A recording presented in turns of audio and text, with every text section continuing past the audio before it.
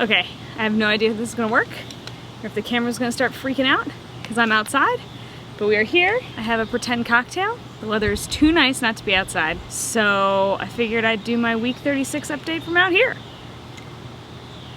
Okay, so I think I forgot that pregnancy is like a hard thing to do because of my second trimester and how easy it was. So like I'm now deep into the third trimester, almost ready to deliver. I'm 9 months pregnant, woohoo. But my second trimester was so easy that like now in my third trimester, as I'm like uncomfortable and like not having a good time all the time, I'm like, oh, what's wrong with this? This is awful. When I'm just remembering that I'm huge and that I'm carrying a whole other person inside my body. I had my weekly appointment because now I'm going weekly to the doctor.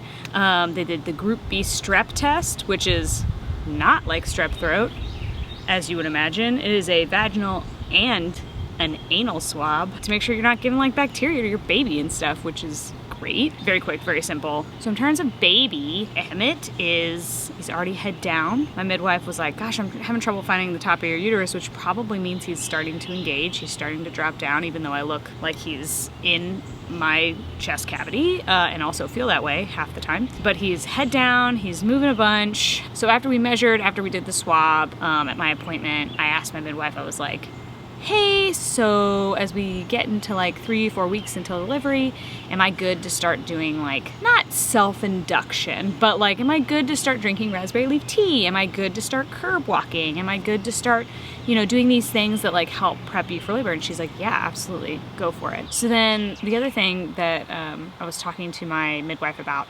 is cervical checks. So like right now on Instagram, it's very popular to be like, I don't want you to do a cervical check. I don't want a planned induction. I don't want Pitocin. I don't want any sort of intervention. And like, I hear you. You do whatever you want. Totally great. Me, on the other hand, I'm like, tell me what I need to do. Tell me about where my body's at. I want to know how dilated I am. We have not had a cervical check yet. Maybe next week, because nothing feels like anything's happening. You know, people are asking me if I'm gonna have an epidural and stuff like that. And I'm like, yeah, of course I am. If I want one, like, I'm gonna try to labor by myself for as long as I can. But then after that, if I'm feeling bad, like, why deny myself information, with like cervical checks or medication, i.e. epidurals or Pitocin, to help myself get through this like huge thing that I'm about to do in my life. So I'm just not really into that. I don't really understand why that's a thing. Why are you denying yourself information? Just because like women did it for millennia without that information? You got a cell phone, don't you? You're watching this on YouTube. You're getting information. What's the problem with a little information? So like, I ain't trying to pass judgment. I haven't had one yet, like a cervical check or an epidural or Pitocin, but I'm not gonna deny myself something that could possibly make my experience better.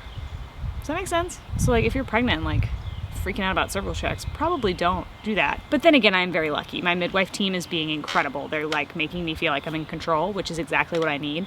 I don't want to actually be in control. I just want to feel like I'm in control, which is like a shitty thing to say, but I really think that's actually what a bunch of the other YouTubers and TikToks are doing.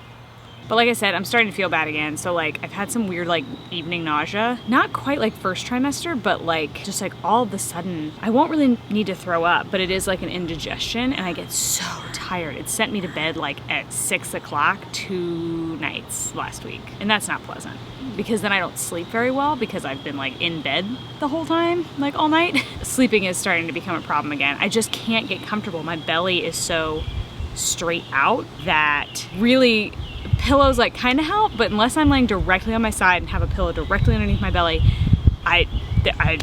it's just uncomfortable. So like, no twisting. We're past that point. My boobs are so heavy, I end up like sticking my fist in between my boobs to like keep them from like pulling at my rib cage. It's a lot of rib cage pain, but I'm still going to the chiropractor. That's still one of my like absolute favorite things to do. So I know that it's like, oh, well, get ready for no sleep. I'm already not sleeping. I'm already waking up every 2 to 3 hours. So I'm gonna be primed and ready for evening feeds, and maybe that's like a great thing.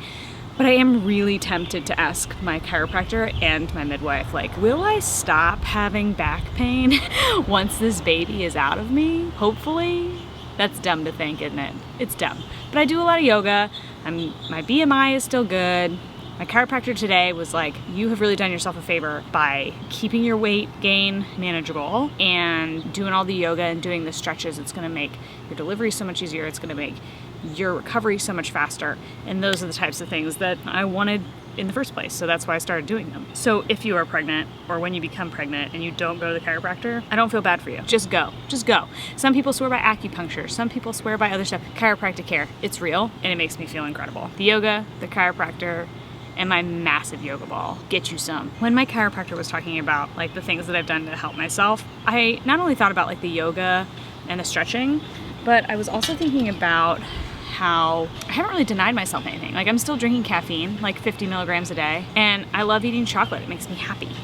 Anything that I can do to like lift my mental spirits, I think is worth it. So I have 2 more shoots this week and then I'm completely done, which is incredible. I took on one last production shoot, but Dan is coming with me to both, which is very kind of him. And I'm feeling like I can do it. And after that, I'm putting myself on leave, putting myself on notice, out of here, done. Dan and I both have like a list of like little house things and like little personal things that we're trying to get done before the baby gets here, not knowing really when the baby's coming. Probably after June 4th. So we have like a couple weeks. Those things are like getting my car detailed, changing the air filter on the house, making sure all our plants are in good pots and in good positions, making sure our freezer is cleaned and stocked, making sure all of the baby stuff is hung, all that kind of stuff. The car seat is installed. It's very weird driving around with a car seat in the backseat of my car when I don't have a baby, but it's there, it's good, it's ready. It's done. The house is, I wouldn't say we've done a deep spring clean like we normally do because I haven't been up to it. My parents were here and they were saying it looked really great and everything is neat and tidy, put away. I feel like if the baby came any day, there wouldn't be anything in the house that like we felt like we had to do in order to be ready. Anyway, this video is unhinged. I don't know if any of this made sense, but that's kind of how I feel at 36 weeks. Kind of all over the place, kind of getting stuff done. Thank God for lists. Thank God for other people who are actually in charge of the things that have to happen in my life, because at this point I'm just sitting fat and happy in my house, making sure everything looks cute and not worrying about the rest. Anyway, I don't know how many more of these I'm gonna be able to do. I mean, I'll try next week. 37 weeks. Hey, I guess I gotta keep going till the very end. There will definitely be like a video reviewing labor and delivery, but we're getting so close here. I don't know what else you wanna know. I'm just huge and I'm tired and everything hurts, but not in like a labor way, just in like a my muscles hurt kind of way.